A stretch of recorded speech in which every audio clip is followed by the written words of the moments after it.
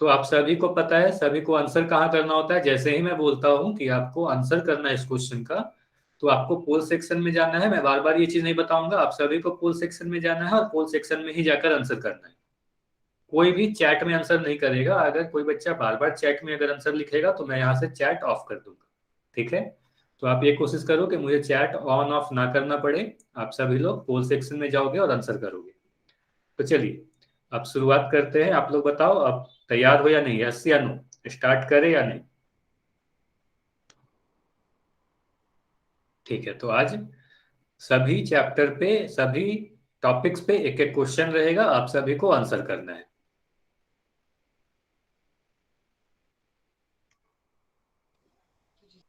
और अगर कोई भी बच्चा ऐसा है जिसको पोल सेक्शन के बारे में नहीं पता है, तो सबसे पहले चैट सेक्शन में लिख के बता दो कि पोल सेक्शन के बारे में नहीं पता है, तो सबसे पहले मैं वही बता दूंगा। क्योंकि आप लोग काफी क्लास कर चुके हो, तो मैं यही सोचता हूँ कि आप लोग को पोल सेक्शन के बारे में पता होगा, चैट सेक्शन के बारे में पता होगा, क्योंकि ये सारी काफी बेसिक चीजें हैं। फिर भी अगर किसी की फर्स्ट क्लास रहती है तो वो पूछ सकता है। चलिए, तो लास्ट क्लास में हम लोगों ने क्या पढ़ा था, तिर्यक रेखा के बारे में पढ़ रहे थे। एक बार मैं रिवाइज करवा दे रहा हूँ। तिर्यक रेखा के बारे में मैंने बताया कि कोई दो या दो से अधिक रेखा है, और अगर कोई ऐसी रेखा हम इस तरीके से बनाए, ये दी गई सभी रेखा को काटते हुए गुजरे। तो ये जो ब्लू कलर से आपको रेखा ए बी दिख रही है, इसी ए बी को हम क्या बोलेंगे, तिर्यक रेखा बोलेंगे। तो वह रेखा जो दी गई सभी रेखाओं को, सभी लाइंस को काटते हुए गुजरे, उसे ही तिर्यक रेखा कहते हैं। यहाँ पर अगर मैं बात करूं रेखा एल की, तो यह तिर्यक रेखा नहीं कहलाएगी, क्योंकि एल एम और एन को नहीं काट रही है। ठीक है, तो ये थी लास्ट क्लास की। अब हम लोग क्या करने वाले हैं, आपको आपके स्क्रीन पर एक क्वेश्चन दिखेगा। ये क्वेश्चन काफी आसान है, तो जल्दी से पोल सेक्शन में जाएंगे और आंसर कर देंगे, क्योंकि मैं ज्यादा समय नहीं दूंगा, क्योंकि ये काफी आसान क्वेश्चन है। तो यहाँ पर आपको कुछ आकृतियां दिख रही है, इसमें आपको खुली आकृति को पहचाननी है कि इन चारों आकृति में खुली आकृति कौन सी है। चलिए, गुड इवनिंग एवरीवन।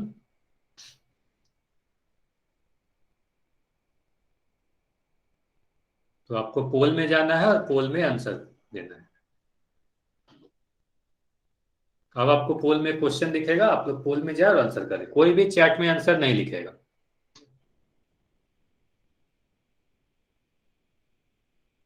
तो आपको यहाँ पर चार आकृतियां दिख रही है, आपको देखना है कि इन चारों में खुली आकृति कौन सी है। अगर आप लोगों ने फर्स्ट क्लास की होगी तो भी आपको काफी आसानी से आंसर कर पाओगे, और अगर नहीं भी की होगी तो भी इस क्वेश्चन का आंसर आप सभी लोग कर पाओगे, क्योंकि ये काफी आसान क्वेश्चन है।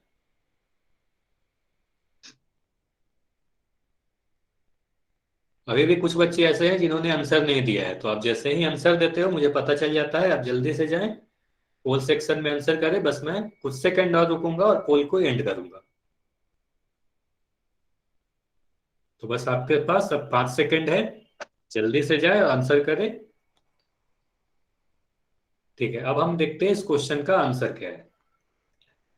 देखिए, सबसे पहली बात कि अभी तक जितने भी बच्चों ने आंसर किया है उन सभी के आंसर सही हैं। ठीक है, तो क्योंकि आंसर सही है, इससे क्या पता चल रहा है, आपको इतना तो पता है खुली आकृति और बंद आकृति किसे कहते हैं। फिर भी जो बच्चे आंसर नहीं किए हैं उनके लिए मैं एक बार बता दे रहा हूँ। काफी आसान होता है पहचानना कि ये आकृति खुली है या बंद है। पहली क्लास में मैंने यही बताया था कि आप इमेजिन कर लो, कल्पना कर लो कि आप किसी आकृति के अंदर हो। जैसे कि उदाहरण के तौर पर मैं अगर ऑप्शन सी को लेता हूँ, तो यहाँ पर मैंने सोचा कि मैं इस आकृति के अंदर बंद हूँ। अब आप देखो कि क्या आप इसके बाहर बिना लाइन क्रॉस किए जा सकते हो क्या।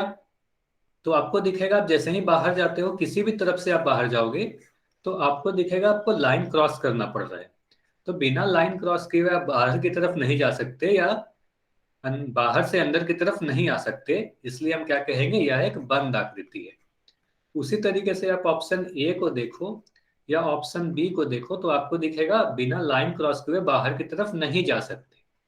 तो ये सभी की सभी क्या है, ए बी सी क्या है, बंद आकृति है। और अगर ऑप्शन डी की बात करें तो यह हमारी खुली आकृति होगी, क्योंकि यहां से हम देख पाएंगे अगर हम यहाँ अंदर हैं तो आप बाहर की तरफ आ सकते हो, या आप अगर बाहर हो तो अंदर की तरफ जा सकते हो। तो इसलिए हम क्या कहेंगे, इस क्वेश्चन का सही उत्तर क्या है, ऑप्शन डी। तो ये सभी चीज आपको समझ में आ गई होगी, काफी आसान क्वेश्चन थी।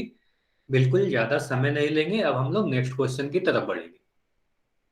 तो यहाँ पर आपको समय लेना है, कोई भी हड़बड़ी नहीं करेगा। इस क्वेश्चन में आपको सारे ऑप्शन को देखना है और आपको बताना है कि ये चारों ऑप्शन में कौन सा ऑप्शन सही है, ट्रू स्टेटमेंट पहचाननी है आप।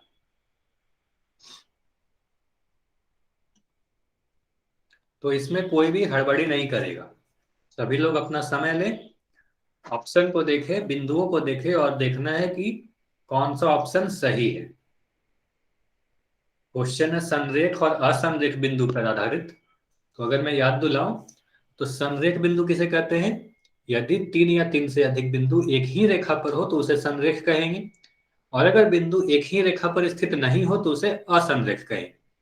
तो आप देखो कि इन चारों में कौन सा ऑप्शन सही है, ए बी सी या डी। ठीक है, अपना समय लें और सभी लोग अब जाके पोल सेक्शन में आंसर करें।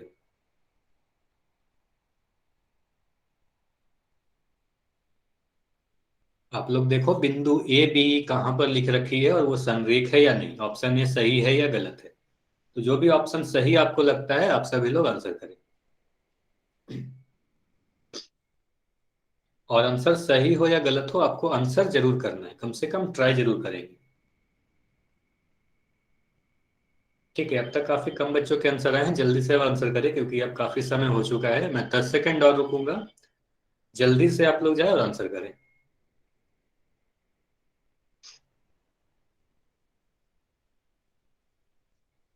ठीक है, आपके पास अब आखिरी 5 सेकंड है, जल्दी से जाए आंसर करें। अब तक अगर आप लोगों ने आंसर नहीं दिया है तो जाए और आंसर करें। अब मैं पोल को एंड करने वाला हूं, अब लोग सभी लोग आंसर करेंगे। चलिए, तो अब देखते हैं कि यहाँ पर किस क्वेश्चन का कौन सा आंसर है, कौन सा ऑप्शन सही है। तो मैंने बताया ए बी ई, बिंदु ए बी ई की बात की गई है। तो सबसे पहले आप बाकी की चीज मत पढ़ो, खोजो कि बिंदु ए बी ई कहाँ पर है। तो आपको दिख रहा है बिंदु ए यहाँ पर स्थित है, बिंदु बी यहाँ पर स्थित है और बिंदु ई यहाँ पर स्थित है। सभी लोग चैट सेक्शन में लिखकर बताएंगे कि बिंदु ए, बिंदु बी और ई, क्या यह एक ही रेखा पर स्थित है या नहीं, यस या नो। तो ये एक ही रेखा पर स्थित नहीं है।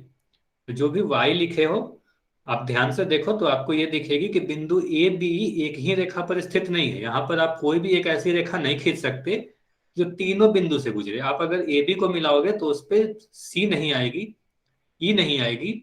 आप अगर बी को मिलाओगे तो उस पे ए नहीं आएगा, है ना। तो आप कहोगे कि ए बी एक ही रेखा पर स्थित नहीं है, इसलिए यह कैसी है, यह असंरेख है। ये कैसे बिंदु है, असंरेख बिंदु है, यानी नॉन कोलिनियर है। ठीक है, तो नॉन कोलिनियर है। अच्छा, आप लोग ये बताओ कि इसमें से कोई भी बच्चा ऐसा है क्या जो इंग्लिश मीडियम का है? अगर कोई भी इंग्लिश मीडियम का बच्चा है तो आप बता सकते हो कि आप इंग्लिश मीडियम के बच्चे हो।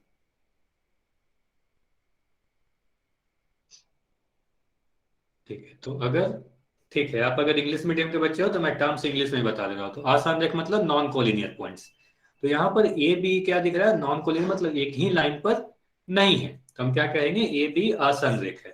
जबकि ऑप्शन ए में क्या लिख रखा है, ए बी संरेख है, तो इसलिए यह हमारा गलत हो गया, यह हमारा सही आंसर नहीं होगा। अब हम लोग अपने सेकंड ऑप्शन की तरफ बढ़ते हैं। सेकंड ऑप्शन में देखते हैं कि सेकंड ऑप्शन में क्या लिखा है। तो सेकंड ऑप्शन को आप देखो तो यहाँ बिंदु बी सी डी की बात की गई है, बी सी डी। अब बी सी डी को अगर खोजो तो आपको दिख रहा होगा कि बी बिंदु यहाँ पर है, सी बिंदु यहाँ पर है और डी बिंदु यहाँ है। तो आप फिर से बताओ कि बिंदु बी, बिंदु सी और डी, क्या ये तीनों एक ही रेखा पर स्थित है या नहीं, यस या नो। ठीक है, तो फिर से आपको दिख रहा है कि बिंदु बी सी डी क्या है, एक ही रेखा पर स्थित नहीं है। तो फिर से क्या कहेंगे, बी सी डी कैसी है, असंरेख है, यानी नॉन कोलिनियर है। ठीक है, तो नॉन कोलिनियर है और यहां पर क्या लिख रखा है ऑप्शन बी में कि बी सी डी असंरेख है। तो हमें क्या पता चल रहा है कि यह बिल्कुल सही लिखा गया है। तो इस क्वेश्चन का सही आंसर क्या होगा, ऑप्शन नंबर बी सही मिल रहा है, यही हमारा सही उत्तर होगा।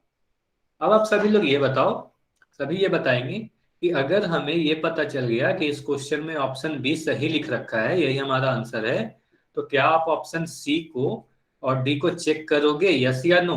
चेक करोगे या नहीं कि चेक करोगे?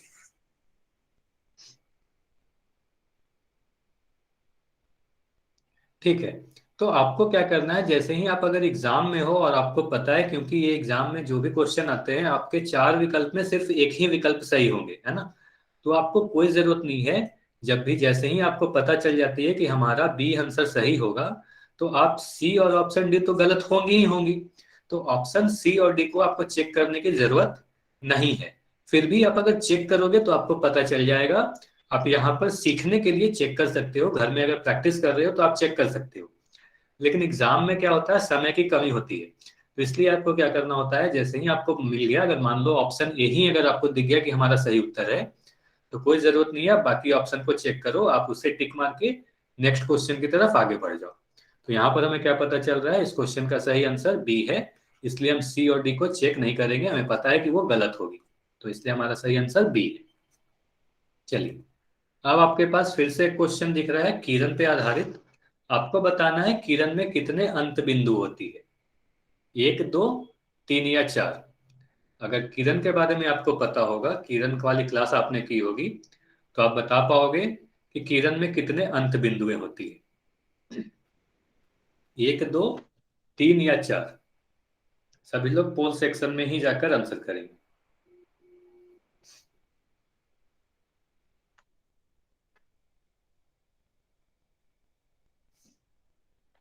जो ये बच्चे अब ज्वाइन कर रहे हैं, तो क्या होता है कि हमारी क्लास में हर 5 मिनट पे अटेंडेंस लगती है। तो आपको क्या करना है, क्लास को 5 मिनट पहले ज्वाइन करना है। अगर आप क्लास में 80% समय तक नहीं रहते, तो आपकी अटेंडेंस काउंट नहीं की जाती। और यहाँ पर ऑटोमेटिकली क्या होता है कि हर 5 मिनट पर देखा जाता है आप क्लास में प्रेजेंट हो या नहीं।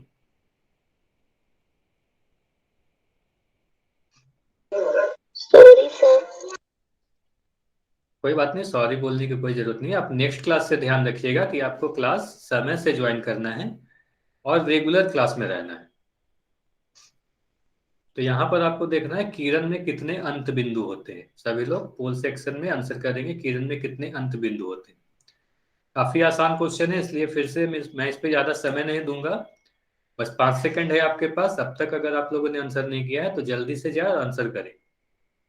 फिर मैं पोल को एंड करूंगा और फिर इस क्वेश्चन को डिस्कस करेंगे। तो बस आखिरी 5 सेकंड है। अब मैं पोल को एंड कर रहा हूं, अब मैं इस क्वेश्चन को डिस्कस करूंगा। अभी भी काफी बच्चे हैं ऐसे हैं जो आंसर नहीं कर रहे। तो आपको क्या करना है, सभी लोग पोल सेक्शन में जाकर आंसर जरूर करें, चाहे आपका आंसर सही होता है या गलत होता है। आप आंसर करने की कोशिश जरूर किया करें। ठीक है। तो अगर किरण की मैं बात बताऊं, तो किरण के बारे में मैंने क्या बताया था, किरण को आप कैसे पहचानोगे?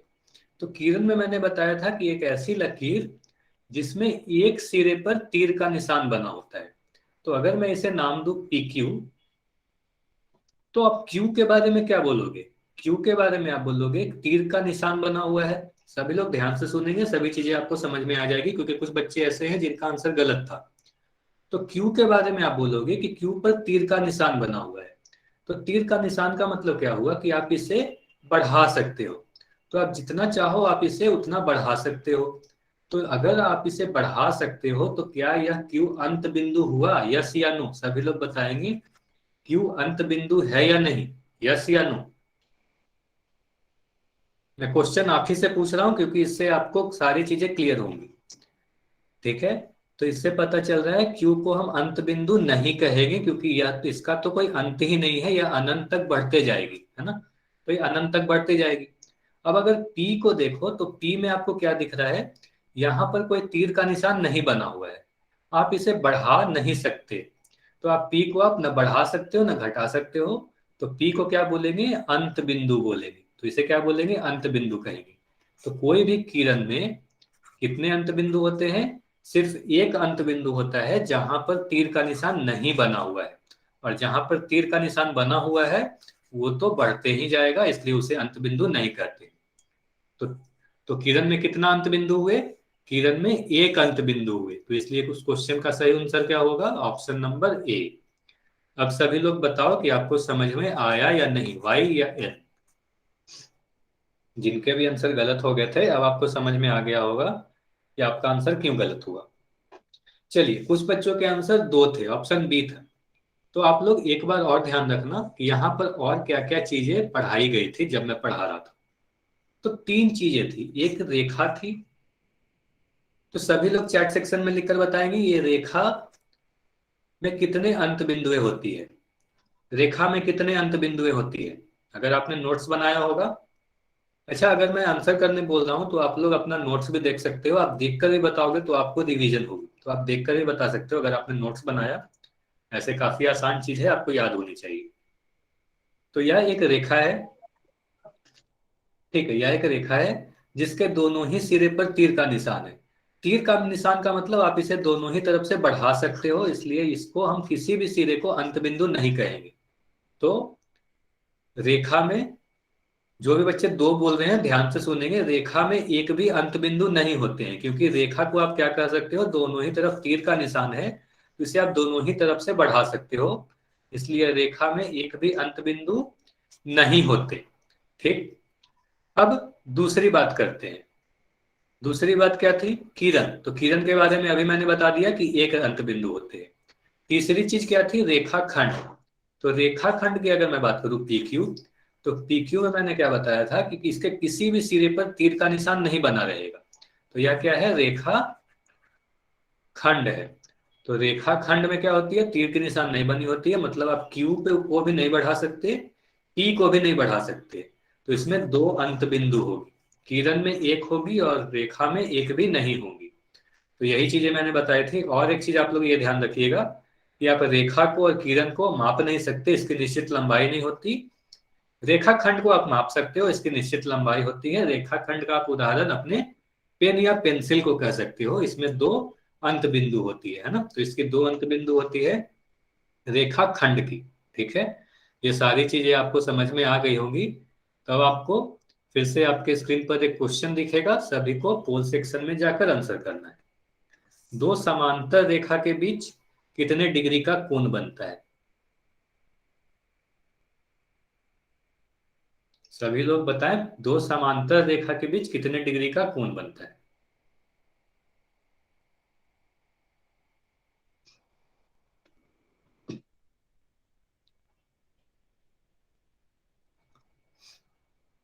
समांतर रेखा के बारे में पूछा जा रहा है, सभी लोग ध्यान से देखेंगे। समांतर रेखा, यहां पर हो सकता है कि ये क्वेश्चन जब मैं पढ़ा रहा था क्लास में, तो ये क्वेश्चन डायरेक्टली मैं आपको नहीं पढ़ाया था, है ना, ये नहीं बताई गई थी। लेकिन समांतर रेखा के बारे में मैंने आपको बताई थी कि दो रेखा को समांतर कब बोलेंगे, प्रतिच्छेदी कब बोलेंगे, और लंबवत कब बोलेंगे। अगर आप इंग्लिश मीडियम के बच्चे हो तो पैरेलल लाइंस, परपेंडिकुलर लाइंस, और तीसरी इंटरसेक्टिंग लाइंस, ये तीन चीजें के बारे में मैंने पढ़ाई थी। तो आप ये देखो कि दो अगर रेखा समांतर है तो उसके बीच 45 डिग्री, 90 डिग्री, 60 डिग्री के कोण बनेगी, या 0 डिग्री की कोण बनेगी। तो मैं देख पा रहा हूँ काफी बच्चों के आंसर गलत आ रहे हैं। गलत आ रहे हैं इसका मतलब क्या हुआ कि यहाँ पर आपका डाउट है। ठीक है, अब मैं 5 सेकंड और रुकूंगा, अगर आप लोगों ने अब तक आंसर नहीं किया है तो जल्दी से आंसर करें। पुष्पेंद्र के नाम से जो ये बच्चे हैं, अपने आप का माइक आप बंद रखो, और अगर कोई भी आपका डाउट हो तो आप चैट सेक्शन में लिख दो, मैं देख लूंगा। ठीक है, अब हम लोग देखते हैं इस क्वेश्चन का सही आंसर क्या है। तो दो समांतर रेखा यानी पैरेलल लाइंस किसे कहते हैं, अगर पैरेलल लाइंस अगर आपको याद हो तो मैंने क्या बताया था, यदि दो रेखा एक दूसरे को कभी प्रतिच्छेद ना करे, तो यदि दो रेखा एक दूसरे को कभी प्रतिच्छेद नहीं करेगी तभी हम उसे समांतर रेखा कहेंगे। ये पहली बात हुई। दूसरी बात आपको ये ध्यान रखनी थी कि दो रेखा के बीच, दो समांतर रेखा के बीच हमेशा दूरी बराबर होती है। तो इसके बीच की दूरी आप कभी भी मेजर करोगे तो ये दोनों रेखा के बीच की दूरी हमेशा बराबर होगी, क्योंकि दोनों रेखाएं क्या है, समांतर रेखा है। उदाहरण के तौर पर मैंने बताया था ट्रेन की पटरी, ट्रेन की पटरी समांतर रेखा की तरह होती है। अब और एक बात सभी लोग ये बताएंगे, यदि दो रेखा के बीच 90 डिग्री का कोण बन रहा है तो यह समांतर रेखा हो सकती है क्या, यस या नो। 90 डिग्री का कोण बन रहा है तो ये दोनों समांतर रेखा होगी या नहीं। अगर दो रेखा के बीच 90 डिग्री का कोण बन रहा है तो ये समांतर रेखा होगी। सभी लोग यस बोल रहे हो आप लोग, तो इसे मुझे अच्छे से समझाना पड़ेगा। यहाँ पर सभी लोग के आंसर गलत है, इसीलिए मैं इसे समझा रहा हूँ। सभी लोग ध्यान से देखें। यदि कोई दो रेखा के बीच 90 डिग्री का कोण बन रहा है तो ये दोनों एक दूसरे को तो प्रतिच्छेद कर रही है ना। यहाँ मुझे दिख रहा है कि एक रेखा ए बी है, दूसरी पी क्यू है, तो ये दोनों के बीच 90 डिग्री का कोण बन रहा है। अब यहाँ पर मुझे साफ दिख रहा है कि रेखा ए बी और रेखा पी क्यू एक दूसरे को प्रतिच्छेद कर रही है या नहीं, एक दूसरे को काट रही है या नहीं, यस या नो, सभी लोग बताएंगे। रेखा ए बी और पी क्यू एक दूसरे को काट रही है या नहीं? ठीक है, तो काट रही है। आप सभी को दिख रहा है कि रेखा ए बी और पी क्यू एक दूसरे को काट रही है।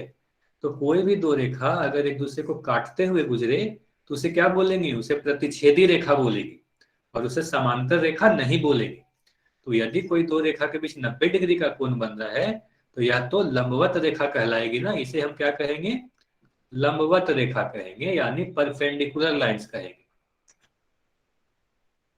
ठीक है, तो उसे कहेंगे परपेंडिकुलर लाइंस, और वो दोनों एक दूसरे को काट के गुजरेगी, तो उसे हम क्या कहेंगे? समांतर रेखा नहीं है। तो इस क्वेश्चन का हमारा आंसर बी तो नहीं होगा। सभी लोग ये बताएं, ये समझ में आया या नहीं ये बात? क्योंकि आप सभी की आंसर गलत थी, इसलिए मैं इतनी डिटेल में बता रहा हूँ।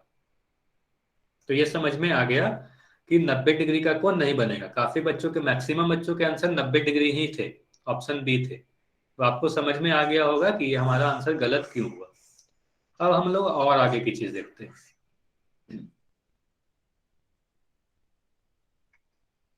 ठीक है, अब हम लोग देखते हैं यदि दो रेखा के बीच 60 डिग्री या 45 डिग्री का कोण बनेगा तो वो पैरेलल होगी क्या? तो यदि मैंने कोई दो रेखा बनाई इस तरीके से और इस तरीके से, मान लेते हैं कि ये जो कोण बन रहा है ये या तो 45 डिग्री होगी या 60 डिग्री होगी, कुछ भी होगी, यानी इन दोनों के बीच में कुछ झुकाव है। तो यदि दो रेखा के बीच में 45 डिग्री या 60 डिग्री का कोण बन रहा है तो यह दोनों कुछ ना कुछ झुका हुआ है, और ये दोनों कहीं ना कहीं जाकर एक दूसरे को प्रतिच्छेद करेगी, काटेगी। तो हम क्या कह सकते हैं? यदि दो रेखा के बीच में 60 डिग्री का कोण बन रहा है या 45 डिग्री का कोण बन रहा है तो यह दोनों कहीं ना कहीं जाके एक दूसरे को काटेगी, और एक दूसरे को काटेगी इसका मतलब क्या हुआ? एक दूसरे को प्रतिच्छेद करेगी, मतलब वो दोनों इंटरसेक्टिंग लाइन यानी प्रतिच्छेदी रेखा होगी। और दो रेखा अगर एक दूसरे को प्रतिच्छेद करेगी तो वो समांतर नहीं होगी। समांतर रेखा या पैरेलल लाइंस तभी कहेंगे जब एक दूसरे को कभी भी, आप कितना भी उसे बढ़ा दो, वो एक दूसरे को कभी नहीं काटे, तभी वो समांतर रेखा कहलाती है। तो आप लोग ये बताओ कि यदि दो रेखा के बीच में 45 डिग्री या 60 डिग्री का कोण बने तो उसे समांतर रेखा बोलेंगे या नहीं, वाई या एन? 45 डिग्री या 60 डिग्री के कोण बनने पर वो दोनों रेखा एक दूसरे को कहीं ना कहीं काटेगी, और जब काटेगी तो उसे हम समांतर रेखा नहीं बोलेंगे। तो इसका मतलब हमारा क्वेश्चन का आंसर ऑप्शन सी भी नहीं होगा और डी भी नहीं होगा। अब हम लोग क्या करते हैं? अब हम लोग ऑप्शन ए को देखते हैं। वहां क्या दे रखा है? दो रेखा के बीच का कोण 0 डिग्री है, तब उसे समांतर रेखा बोलेंगे क्या? तो यहां से सबसे पहली बात आपको ये पता चल गई कि ऑप्शन बी हमारा क्वेश्चन का आंसर नहीं है, डी नहीं है, सी नहीं है। तो इस क्वेश्चन का सही आंसर तो ऑप्शन ए ही होने वाला है। तब आप लोग क्या करो, सभी बच्चे अपने कॉपी में नोट करेंगे। समांतर रेखा के भी बारे में तीन बातें याद रखेंगे सभी लोग तीन चीज नोट करेंगे। पहली बात ये नोट करो कि दो समांतर रेखा एक दूसरे को कभी प्रतिच्छेद नहीं करती। इसे ही हम समांतर रेखा कहते हैं। दो समांतर रेखा एक दूसरे को कभी प्रतिच्छेद नहीं करती। दूसरी बात आप क्या याद रखोगे? दूसरी बात आप याद रखो कि दो समांतर रेखा के बीच की दूरी हमेशा बराबर होती है। तो दो रेखा, समांतर रेखा के बीच की दूरी हमेशा बराबर होती है। तीसरी बात आप ये याद रखोगे, नोट कर लो सभी लोग। तीसरी बात कि दो समांतर रेखा के बीच कोण 0 डिग्री का बनता है, ये भी याद रख लो। तो दो समांतर रेखा के बीच में कोई भी झुकाव नहीं होगा, कोई भी झुकाव नहीं होगा। इसीलिए हम कह रहे हैं कि 0 डिग्री का कोण बनेगा। कोई भी अगर झुकाव आ जाएगा दो रेखा के बीच तो वो जाके कहीं ना कहीं एक दूसरे को काटेगी। ठीक है, और काटेगी तो वो प्रतिच्छेदी रेखा कहलाएगी। और अगर उन दोनों के बीच 0 डिग्री का कोण बन रहा है इसका मतलब कोई भी झुकाव नहीं है, वो दोनों एक दूसरे को कभी प्रतिच्छेद नहीं करेगी। प्रतिच्छेद नहीं करेगी, इसलिए समांतर रेखा है। अब आप लोग बताओ ये समझ में आया या नहीं, वाई या एन? वाई या एन लिखकर आप मुझे बता सकते हो आपको समझ में आया या नहीं। ठीक है, अगर आप सभी को ये समझ में आ गई, ये क्वेश्चन भी समझ में आ गई, और जब एक चीज और मैं बता रहा हूं, अगर जैसे ही मैं कोई अगर समांतर रेखा के बारे में भी एक क्वेश्चन पूछ रहा हूं, तो इससे रिलेटेड अगर कोई भी आपका डाउट हो, इस क्वेश्चन से रिलेटेड या जो भी चीज मैंने पढ़ाई थी क्लास में, अगर उससे रिलेटेड कुछ भी अगर आपको नहीं समझ में आई तो आप पूछ लो, मैं यहाँ पर आपको समझा दूंगा। ठीक है, तो फिर से आपको एक आसान सा क्वेश्चन दिख रहा है, पुष्पेंद्र राजपूत के नाम से जो बच्चा है, अगर आपका कोई डाउट हो तो आप टाइप कर सकते हो। तो फिर से आपका आसान सा एक क्वेश्चन है, आपको बस इसमें देखना है कि ये जो भी आकृति दे रखी है इसमें भुजा कितनी है और कोण कितनी।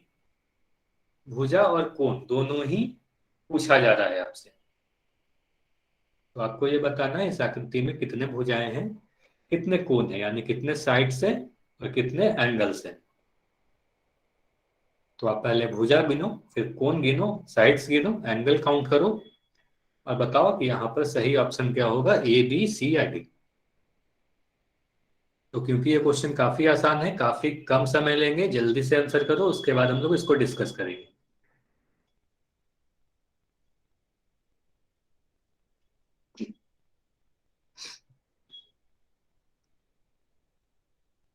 अब तक काफी कम आंसर आए हैं, सभी लोग आंसर करे जाकर।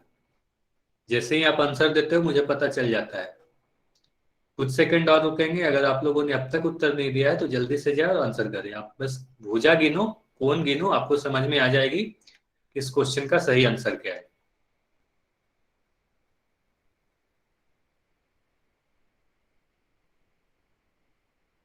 भुजा किसे कहते हैं, जिस भी रेखाखंड से कोई आकृति बन रखी है तो उन सभी रेखाखंडों को, उनके बाउंड्रीज को क्या कहते हैं, भुजा कहते हैं।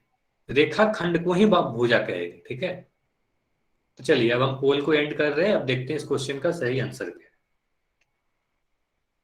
तो अगर इस आकृति को मैं नाम दूं तो इसका मैं क्या नाम देता हूं, A B C D E F.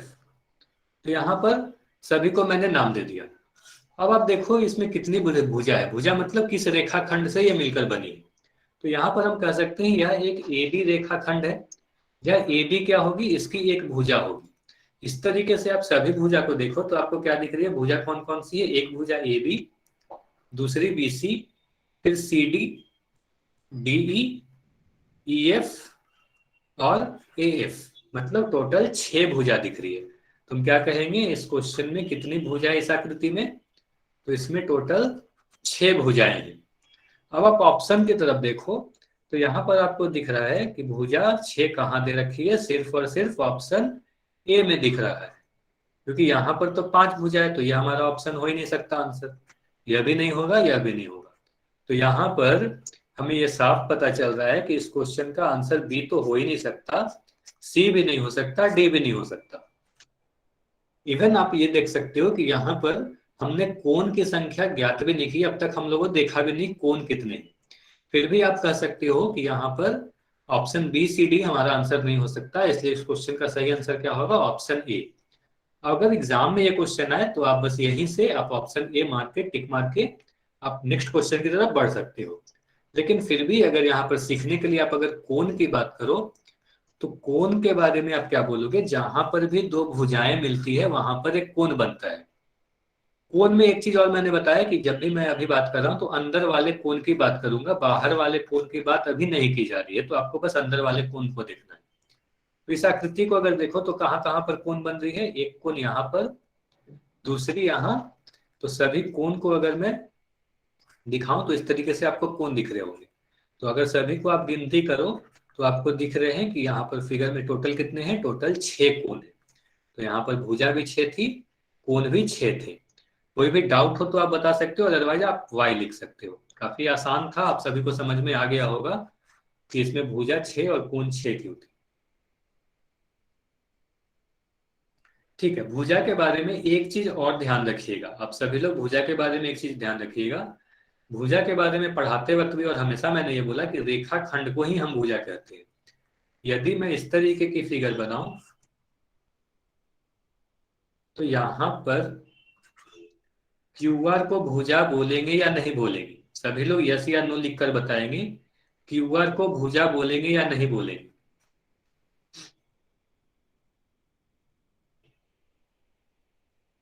ठीक है,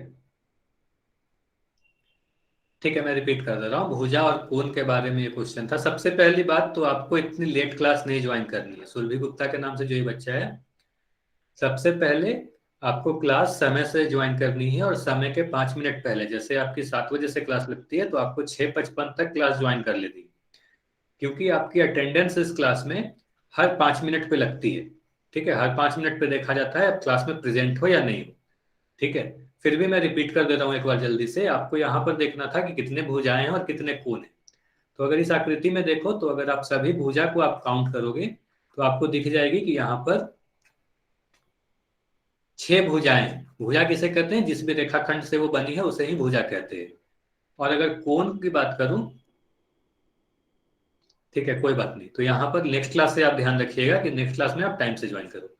कोण के बारे में मैंने बताया था कि कोण अंदर वाले कोण की बात कर रहे हैं, और जहां पर भी दो भुजा मिलेगी वहां पर एक कोण बनेगा। तो यहाँ पर आपको दिखेगा 6 कोण है।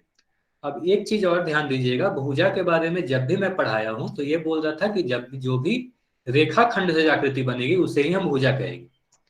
तो यहाँ पर काफी बच्चों के आंसर थे। जैसे अगर मैं इस तरीके की आकृति बना रहा हूं, ABCPQR, तो क्यूआर भुजा है या नहीं है? तो सब कुछ बच्चे के आंसर था यस, कुछ का नहीं। तो यहां पर आपको ये बात बोलना है, क्यूआर इसकी भुजा नहीं कहलाएगी। सभी लोग ध्यान दीजिएगा, क्यूआर को हम भुजा नहीं बोलेंगे, क्योंकि क्यूआर एक रेखाखंड नहीं है।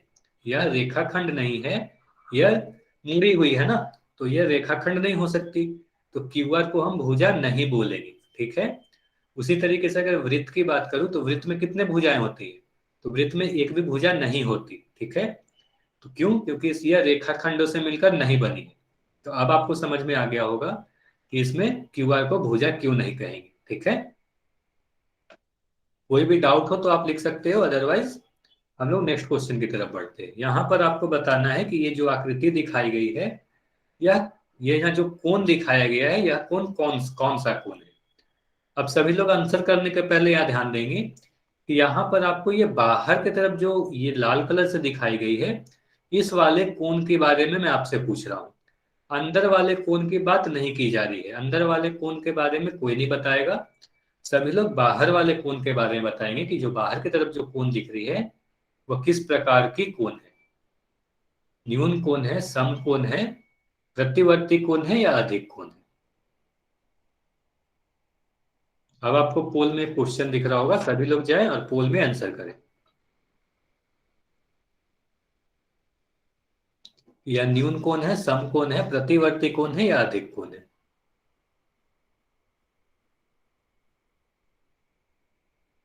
अगर आप लोगों ने कोण वाला क्लास किया होगा, और जब मैं कोण का क्वेश्चन पूछ रहा हूं आपको, अगर कोण में कोई भी डाउट हो तो आप टाइप करके पूछ दो, मैं बता दूंगा।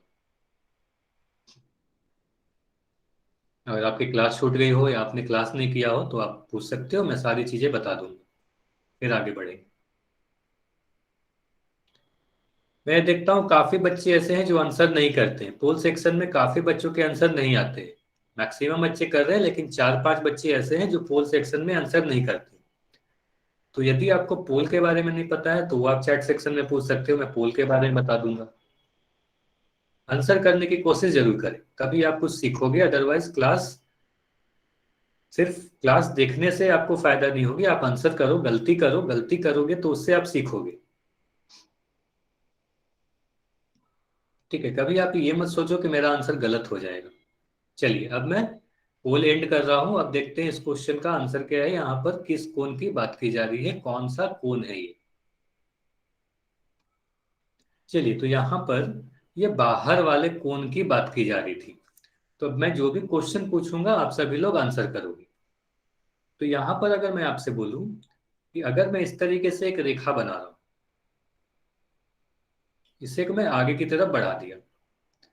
अब आप सभी लोग ये बताओ, अगर मैं सिर्फ ये हरे वाले कोण की बात करूं तो ये हरा वाला कोण कितने डिग्री का होगा? इतना कोण कितने डिग्री का होगा, सभी लोग चैट सेक्शन में लिखकर बताएंगे। जो हरे कलर का कोण आपको दिख रहा है, यह कोण कितने डिग्री का होगा, सभी लोग चैट सेक्शन में लिखकर बताएंगे।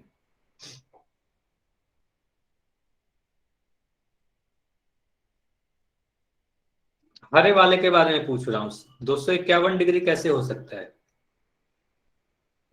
तो 180 डिग्री।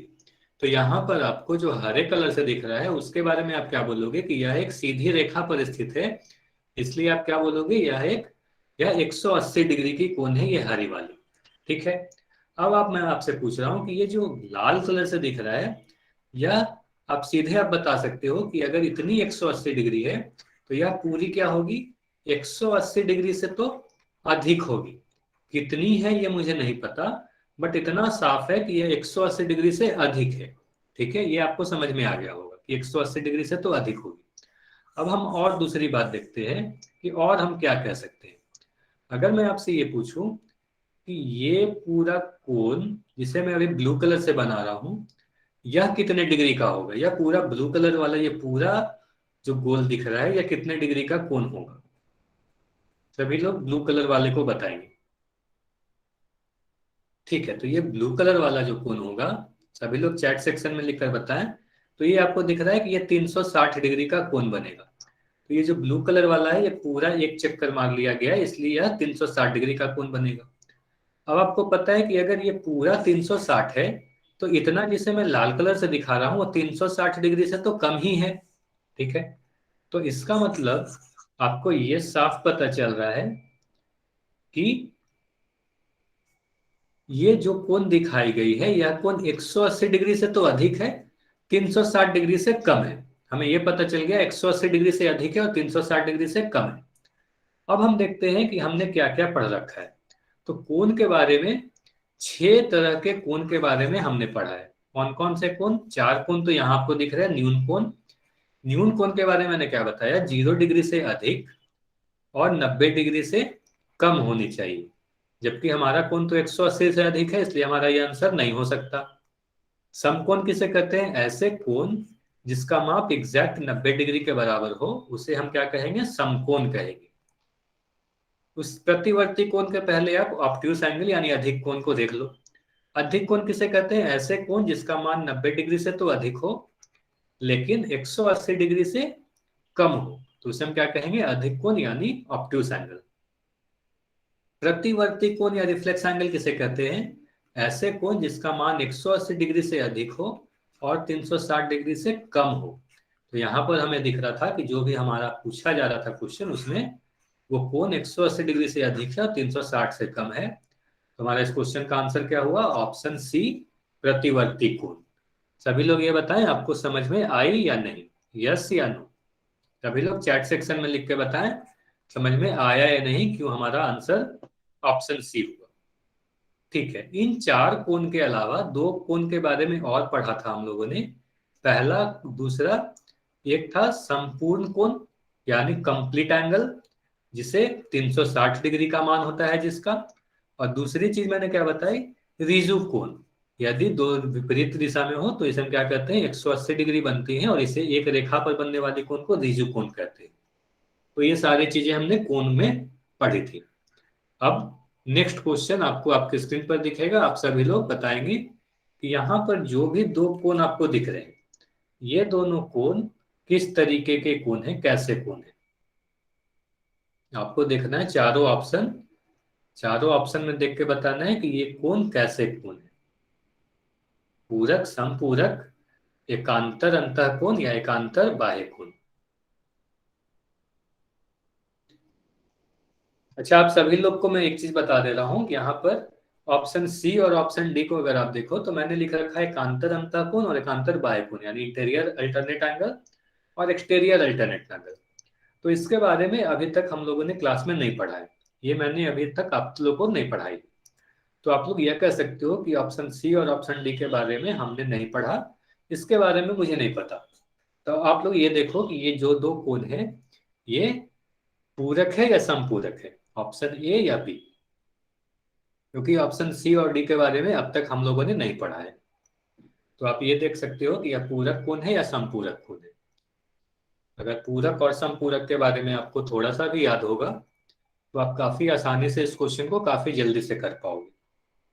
पूरक कोण किसे कहते हैं यानी कॉम्प्लीमेंट्री एंगल किसे कहते हैं, और समपूरक कोण यानी सप्लीमेंट्री एंगल किसे कहते हैं।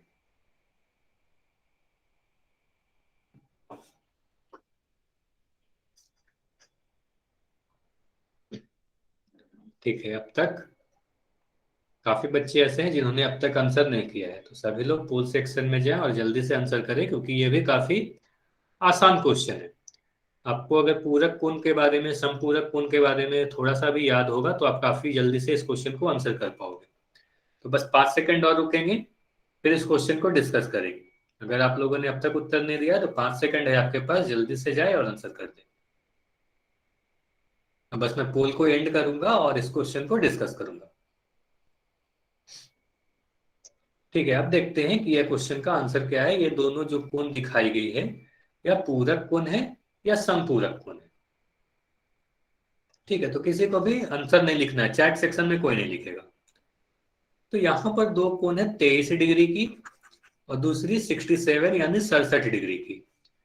तो अगर मैं पूरक कोण और समपूरक कोण के बारे में बताऊं, सबसे पहले तो आप बोलोगे कि ऑप्शन सी और डी तो हमारा नहीं, हमने अभी तो पढ़ा ही नहीं है, तो ऑप्शन सी और डी के बारे में मुझे कुछ नहीं पता। तो हमें देखना है कि पूरक है या समपूरक है। तो यदि कोई दो कोण है जिसके मान जोड़ने पर एक 90 डिग्री प्राप्त हो, जैसे अगर मैं इसे कह दूं एक्स और इसे वाई, तो आप बताओ एक्स और वाई को अगर आप जोड़ोगे तो कितना मिलेगा। 23 और 67 को जोड़ोगे तो कितना मिलेगा, सभी लोग चैट सेक्शन में लिखकर बताएं। 23 और 67 को जोड़ने पर कितना मिलता है। तो आपको पता है 23 और 67 को जोड़ने पर 90 मिलेगा। तो 90 मिलेगा, तो ऐसे कोई भी दो कोण, सभी लोग ध्यान से सुनिएगा, ऐसे कोई भी दो कोण जिसको जोड़ने पर 90 डिग्री मिलता हो उसे हम क्या कहते हैं, पूरक कोण यानी कॉम्प्लीमेंट्री एंगल। तो यहां पर भी आपको दिख रहा है कि 23 और 67 को जोड़ने पर 90 मिल रहा है, इसलिए इस क्वेश्चन का आंसर होगा पूरक कोण यानी कॉम्प्लीमेंट्री एंगल, ऑप्शन नंबर ए।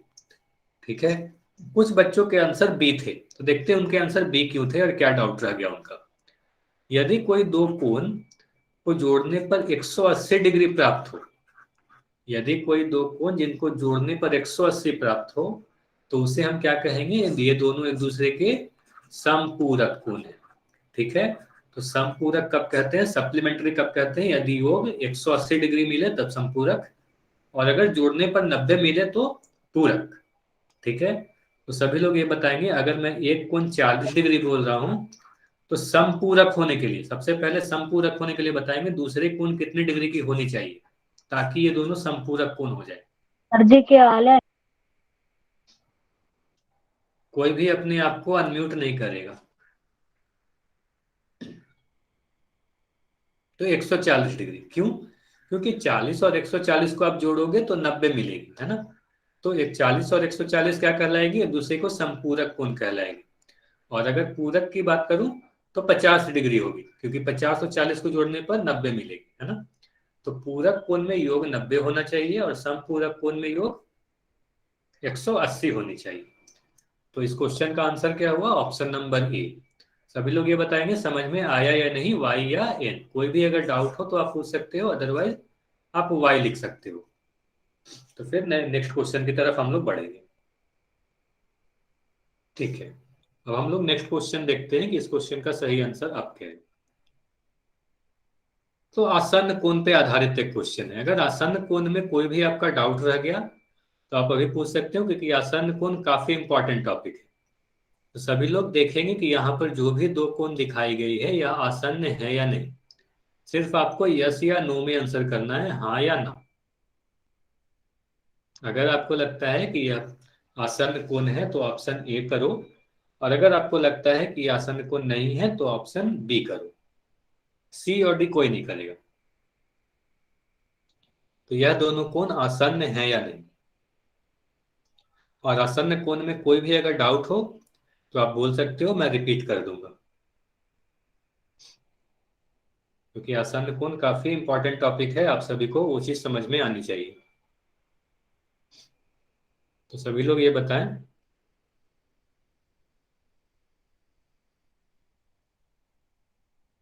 तो आपने यस सर लिखा है, ये क्यों लिखा है? आपको रिपीट करना है या फिर आप अपना पूरा बात लिखोगे तब मुझे समझ में आएगी? तो आसन्न कोण में अगर कोई भी डाउट हो, हाँ ठीक है, मैं रिपीट कर दूंगा। मुझे पता है आसन्न कोण जब मैं पढ़ा भी रहा था तो काफी बच्चों के कुछ कुछ डाउट रहे थे। तो आसन्न कोण काफी इंपॉर्टेंट है, मैं फिर से रिपीट कर दूंगा एक बार। पहले आप एक बार ट्राई करें आंसर करने की, उसके बाद जब डिस्कस करेंगे तो देखेंगे इस क्वेश्चन का सही आंसर क्या है। ठीक है, 5 सेकंड और है आपके पास। अगर आप लोग ने अब तक आंसर नहीं किया है तो जल्दी से आंसर करें। मैं बस पोल को एंड करूंगा और इस क्वेश्चन को डिस्कस करूंगा। ठीक है, अब देखते हैं इस क्वेश्चन का सही आंसर क्या है। तो सबसे पहले इस क्वेश्चन को डिस्कस करने पहले मैं आसन्न कोण के बारे में आप सभी को बता देता हूं। फिर क्या होगा, आप सभी को काफी आसानी से समझ में आ जाएगी। और आसन्न कोण काफी इंपॉर्टेंट टॉपिक है, इसलिए सभी को ध्यान से सुनना है। जब मैं पढ़ा भी रहा था तब भी मैंने ये बोला था कि आसन्न कोण सभी लोग ध्यान से सुने।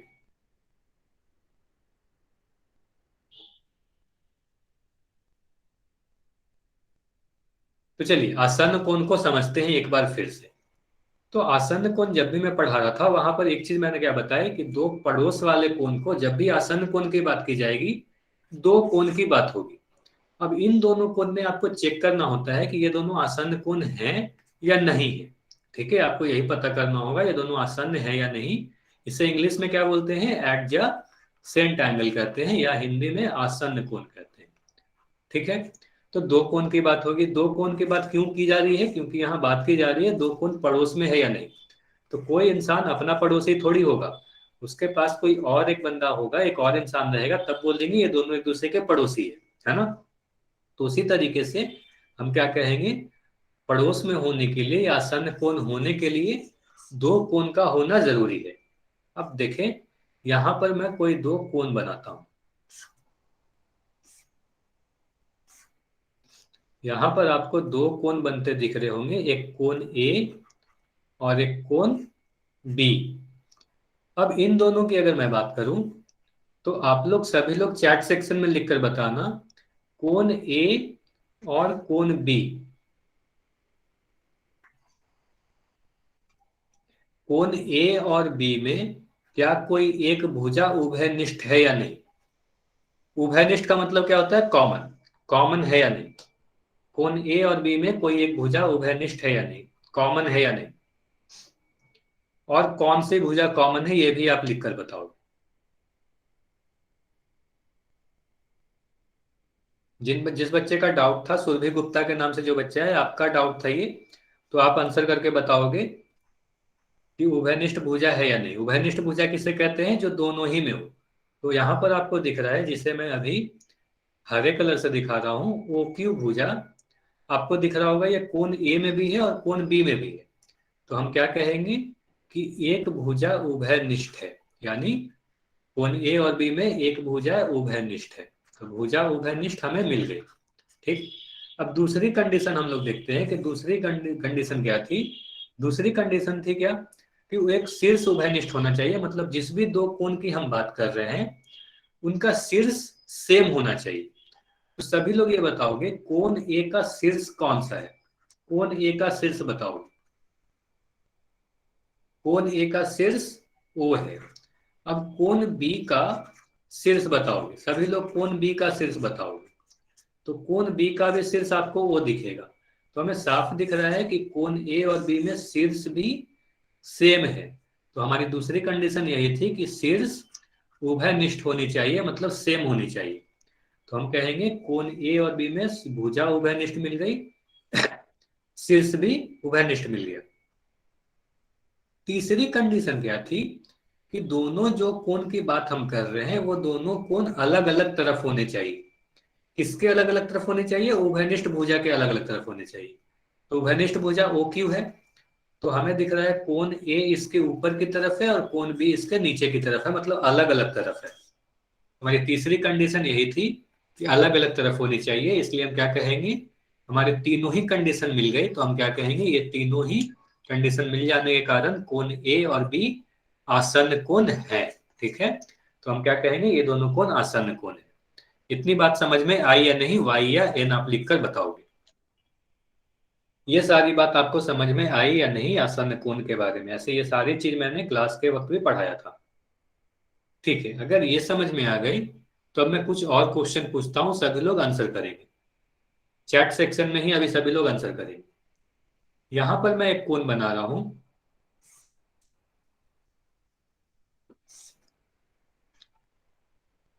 कोण ए और बी। सभी लोग बताएंगे कोण ए और बी आसन्न कोण है या नहीं, यस या नो। कोण ए और बी आसन्न कोण है या नहीं, यस या नो।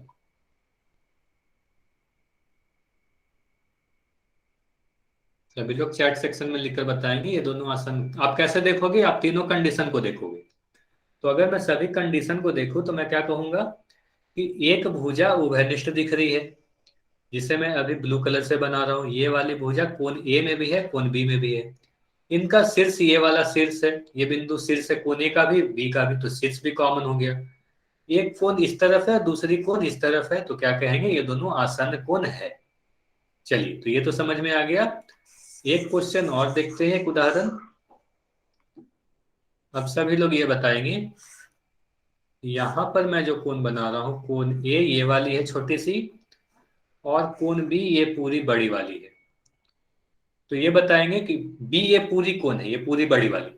तो आप सभी लोग बताएंगे कि यहां पर कोण ए और बी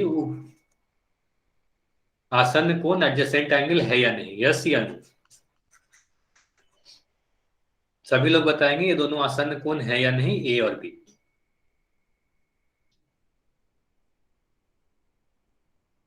ठीक है, कुछ बच्चों के आंसर वाई आ रहे हैं, कुछ बच्चों के आंसर नो आ रहे हैं।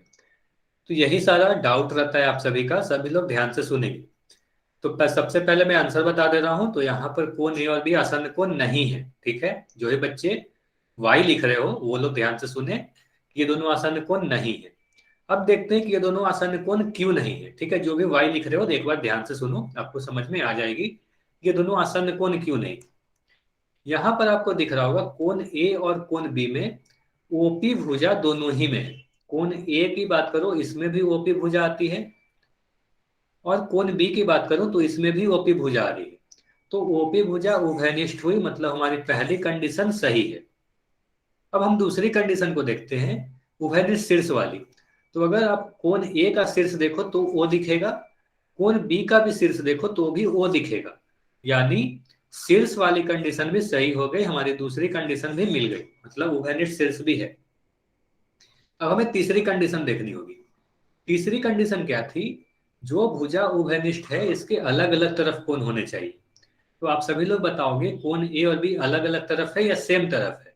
तो यहाँ आपको दिख रही है कोण ए भी नीचे की तरफ है, कोण बी भी नीचे की तरफ है। तो दोनों ही कोण एक ही तरफ हो जाने के कारण हम कहेंगे हमारी तीसरी कंडीशन सेटिस्फाई नहीं कर रही। तो हम क्या कहेंगे? ये कोण, कोण ए और कोण बी आसन्न कोण नहीं है।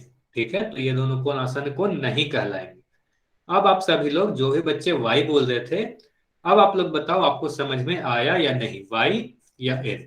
इससे ज्यादा आसन्न कोण में और आपको परेशान नहीं किया जाएगा। तो आसन्न कोण में इतना ही आपसे पूछा जाएगा। ठीक है, अब आपको समझ में आ गया होगा।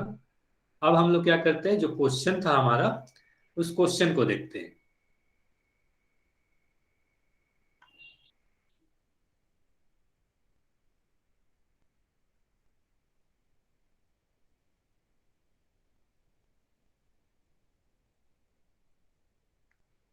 ठीक है, तो हमारा यही क्वेश्चन था, कोण ए और बी आसन्न है या नहीं। तो सभी लोग से मैं जो क्वेश्चन पूछ रहा हूँ सभी लोग चैट सेक्शन में लिखकर बताएंगे, क्योंकि जब क्वेश्चन पूछूंगा आप सभी लोग आंसर करोगे, उससे आप लोग ज्यादा बेहतर तरीके से समझ पाओगे। सभी लोग ये बताओगे कि यहाँ पर कोण ए और बी में कोई भुजा उभयनिष्ठ है या नहीं, यस या नो। और अगर है तो उस भुजा का नाम लिखोगे। कोण ए और बी में उभयनिष्ठ भुजा है या नहीं, और अगर है तो उस भुजा का नाम लिखोगे। Q R, yes, R Q. ठीक है, अगर आप ध्यान से देखो तो कोण ए और कोण बी में आपको एक भुजा उभयनिष्ठ दिखेगी। और वो भुजा कौन सी उभयनिष्ठ है? तो वो भुजा आपको दिख रही है, ये वाली भुजा को अगर आप ध्यान से देखो क्यू आर, तो क्यू आर आपको क्या दिख रहा है, यह कोण ए में भी है और कोण बी में भी है। तो हमारी पहली कंडीशन तो सही है, आपको तीनों ही कंडीशन देखना होगा। ऐसा नहीं कि कोई भी एक कंडीशन से आपका हो जाएगा। तो आपका पहला कंडीशन क्यू आर भुजा कॉमन है। सबसे पहले सभी लोग म्यूट रखें, कोई भी अपना माइक नहीं ऑन करेगा। तो यहाँ पर आपको क्या दिख रहा है, क्यू आर भुजा कॉमन दिख रही है। राकेश सैनी के नाम से जो ये बच्चा है अपने आप को म्यूट कर ले।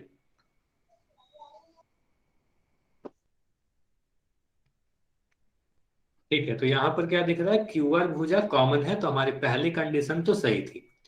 अब हम दूसरे कंडीशन की तरफ अगर बढ़ते हैं, तो आप लोग ये बताओ कि कोण ए का शीर्ष कौन सा है। कोण ए का शीर्ष मैं पूछ रहा हूं, सभी लोग बताएंगे कोण ए का शीर्ष कौन सा है।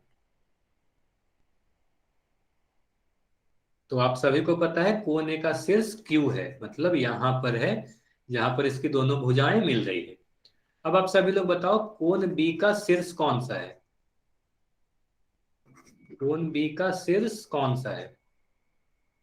तो कोण बी का शीर्ष आपको दिख रहा है आर है, इसकी दोनों भुजाएं यहां पर मिल रही है। तो आप सभी लोग बताओ कोण ए और बी में इन दोनों का शीर्ष सेम है या अलग अलग है। तो आपको दिख रहा है कि इन दोनों का शीर्ष अलग अलग है, एक का शीर्ष क्यू है, एक का आर है। तो शीर्ष उभयनिष्ठ नहीं है, कॉमन नहीं है, अलग अलग है। इसलिए हम कहेंगे क्या, हमारी दूसरी कंडीशन नहीं सही हो रही है। इसलिए ये दोनों आसन्न कोण नहीं है, तो ये दोनों आसन्न कोण नहीं होंगे। तो इस क्वेश्चन का सही आंसर क्या होगा, नो, ऑप्शन बी। ठीक है, यह नहीं होगा। तो अगर कुछ बच्चे ऐसे थे जिनका आंसर था ऑप्शन ए, उनको अब समझ में आ गया होगा। सभी लोग ये बताएंगे आपको समझ में आया या नहीं। आसन्न कोण मैंने फिर से सारी चीज रिपीट की, और यह क्वेश्चन आपको समझ में आया नहीं, वाई या एन आप लिखकर बता सकते हो। ठीक है, आज हम लोग इतना ही क्वेश्चन करेंगे, इसके आगे की चीज हम लोग नेक्स्ट क्लास में करेंगे। तो नेक्स्ट क्लास में सभी लोग, अभी कोई क्लास लेफ्ट नहीं करेगा, सभी लोग ध्यान से सुनेंगे मेरी बात। सभी लोग मेरी बात, सभी लोग बताएं मेरी आवाज आप लोग सुन पा रहे हो या नहीं। सभी लोग बताएंगे मेरी आवाज आप लोग सुन पा रहे हो या नहीं। ठीक है, तो अब आपकी नेक्स्ट क्लास कब होगी। अब आपकी नेक्स्ट क्लास मंगलवार को होने वाली है।